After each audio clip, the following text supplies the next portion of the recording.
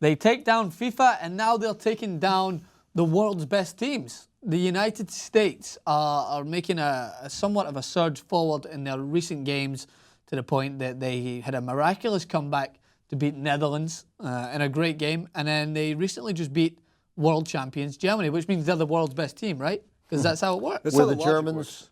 Well, the Germans fully how loaded were the Germans? So they were loaded from about the attacking, from the strikers to about the midfielders. The back line was non-existent. No, not so they were like, it was like 70% of the German So the team. midfielders had a lot of the best players. So they had Schweinsteiger, obviously a World Cup player, Ozil.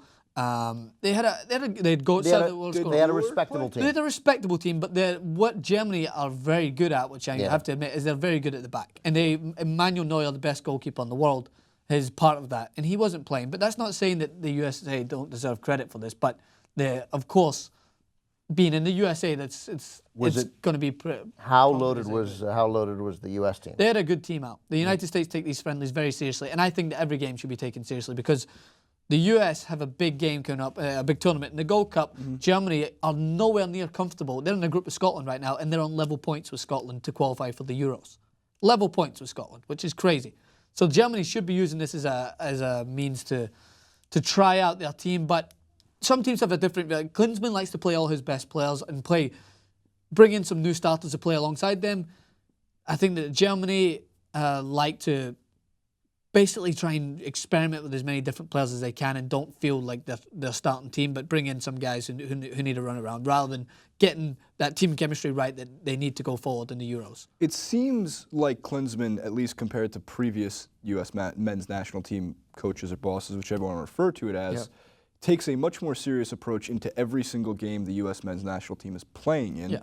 And what I really enjoy about that is that he's not afraid to make bold statements claiming that the U.S. will get out of the group stage in the 2018 World Cup, and he is now building this team to be ready by 2018 and also make runs in stuff like the Gold Cup and CONCACAF tournaments. We got out of the group stage in 2014. I have a lot of. I'm sorry, he said semifinals. No, I have high expectations of the U.S. in the future. I think that they're producing some better players.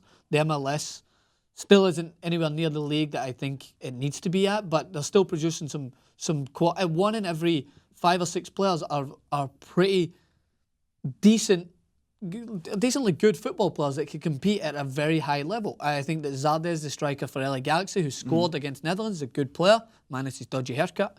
I just think that they're producing good players. Should they be producing more quality players? This is an argument we go into before about how it's still not anywhere near a priority sport, so you're not going to develop the best athletes that can go forward and transcend the game. But that being said, I do agree with that. He takes a very serious stance to these games, and it's something that when you're a coach of a team who doesn't produce the world's best players all the time, you have to find these diamonds in the rough. Like Bobby Wood, this player who's a Hawaiian native, who's playing in Germany, has scored he scored the winning goal against Germany, and one of the winning goals against the Netherlands, I think, to bring it back. And he plays in Germany. So he's not exactly in front of him every week in, week out, where Klinsmann can watch him the way he'd watch players in the MLS. So he brings him in, and he plays them with starting players that would play for the US, like your Michael Bradleys, like these guys who encompass what it means to be a starting US national team player. So he plays them with them, and suddenly he finds out that he's a great player, and he can play well with them. So that's a great find. That's what friendlies are for. Not just to go in and try out all your B team, but to try and bring in players who can play at the highest level with your already starting 11. So Klinsmann's got the right idea, and if you look at the recent results, he's working towards the upcoming tournaments. He wants to win the Gold Cup, and he's not going to take it lightly. He's piecing together, as you mentioned, diamonds in the rough, but he seems like he's not afraid to try out different tactics with this team to find what works. Again, we were pegged in the group of death that we weren't going to make it out of it in the 2014 World Cup. And we were, I don't want to say, of course, the what-if situation, it's not like we got blown out by Belgium in 2014. You just got one chance away from going through. Right, a Fernando Torres-like miss goal away from moving on to the round of 8, I believe it would have been, the quarterfinals. So, again, the Gold Cup is not the Copa America, and it's not the Euros. It's not nearly as big of a tournament. But I like the fact, again, that he's going to go into this because he wants to start winning and showing at least this country that soccer, football, whichever one you refer to it as, is something serious that's moving forward. And hopefully by 2018, as you can see from a tweet that we did pull out, it's not just the U.S. men's national team.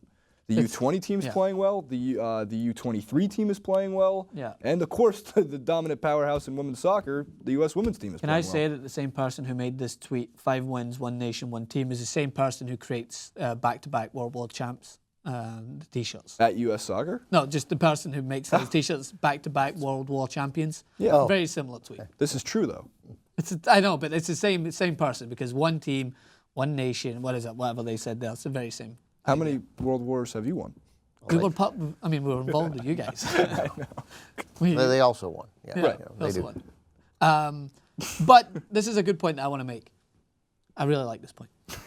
I find most good points are made by people who tell people they're about to make a good point. Exactly, because I'm preparing you. So the United States potential to be a really good national team in the World Cup is only doubted by the United States. Everyone else outside of it will laugh at you guys for calling it soccer and laugh about how it's not one of the highest priority sports. But we understand that you guys are actually a good team. And looking at some of the players, you don't produce... It's a funny thing because you produce good players who can play in the national team. Like you get Altidore, who's diabolical in the Premier League, but plays well amongst his national surroundings. And we don't doubt that the United States are a good team and should not be taken lightly. But it's people in the US that still believe that soccer is not a sport to be valued, that doubts that the US men's team are actually a good team to go forth. The only time that they don't doubt them is when they play in a World Cup and they go through to the next stage and like, oh, we actually are pretty good at this. Because you aren't the absolute best, then you don't really care about it. Because you guys are the best at American football because there's only really is... We only like, that is a good point, Francis. The only thing that we only like things where we're the best at, or things where we can delude ourselves into believing that we're the best, which is what we do a lot of in this country. We think we're the best at a lot of things where we're not in the top 80, right? But with soccer, we can't even delude ourselves. Like that's where that comes from. It's like you can't reasonably be like, oh, we're the best. We're like, no, you're not. Right? So it's hard. It doesn't. The self-delusion that Americans are so filled with, we can't make that work for us. But the thing is, like, the By United the way, States... real quick, Ben Mankiewicz, with we've now gone almost like 8 minutes into this clip. Not one hate message about Rick would soccer. be so upset that we've got this Ben and he had to deal with the Ben. But I did agree with all your previous points. I used to watch the clips and Rick would get really angry. Rick didn't understand. He used to get angry because Rick didn't understand what's happening. You would be like, no one cares. And he'd be like, no, you don't care, but no one in America does actually. The general audience doesn't care about the MLS, and it is growing. But I will still say this point: you can't just bring in big names when they're picking out their Zimmer frames for the future and think that you're going to turn around the MLS by bringing the retirement guys. You need a consistent channel of good players coming to the MLS and a channel of youth. It starts at a young age. Yeah, because the pace of the game is what kills you guys here in the MLS specifically. I can't watch a full 90-minute. I could sit and watch football all day and just watch it. We play too slow? The MLS is far too slow. Yeah, it's far too slow. But you do get slow leagues. Like Serie A is pretty slow, but you still get the talent in there that you're like, wow. You bring a guy from the Serie A like Giovinco, who's a Juventus player, he's about this height, and he's the best player in the MLS, the best player that anyone's probably seen in the MLS because he just brings something else to the game. And the pace of the game for me stands out when I can't watch 20 minutes consecutively without thinking about doing something else, which I've never experienced in my life. I could sit and watch Premier League games from the lowest teams and still be engrossed throughout the full amount of time. So we digress a little bit, but that's the point I want to reiterate, is people look at the US women's national team, not one person will ever criticize them if they lose a game because they've become accustomed to being the best. Because the US women's national team is one of the best teams in the world, but the men's national team was 1 goal away from being the top 8 in the world. 1 goal away. That's pretty well done for just because your culture isn't engrossed with it, you can sculpt it for the future and be a dynamic, good football nation for the future. But that's just from the national standpoint. I can't remember. So what happened? We lost, didn't we? We lost 2-1 in extra time. Yes, didn't to we? Belgium. It was nothing. Right? It was 1-1. No, I think weren't all the goals in extra I time? believe it was 1-0, and then we tied it. Yeah, and then Belgium came and you back had the and chance scored. to win it with that Wondolowski guy. Open This is a difference here. So this Wondolowski guy, he's scored 101 MLS goals. 101, or maybe more now. And he's a great MLS player. That doesn't mean that he's a national... When you're on the world stage against the world-class talent even that Belgium does have, and of course, Oh, well, when you play Belgium teams does. like Germany, and I mean, we'll go down the list, of course, but it's a different game. But I trust Klinsmann. I've always believed Yeah, in all he's a good sports. manager. Coaching, management is a integral part as to why teams can win. It's a mindset, and he's got that right winning mindset. I don't want anybody else coaching the team. And he's German, which is. By the way, I just great. want to point out, I'm right and you guys were wrong. That game was nothing headed was? into extra time. They scored twice in the first 11 minutes of extra time.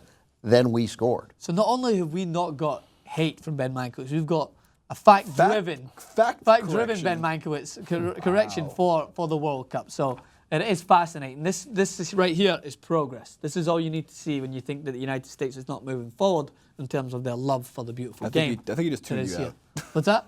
I think he just tuned you out completely. Yeah, I think he did. He's just watching. Yeah, All right. exactly. Let us know what you guys think in the comment section below. Sorry, I was watching LeBron James's. All right. You're watching LeBron James' penis, which takes headlines over the US beating Germany. Let us know what you guys think.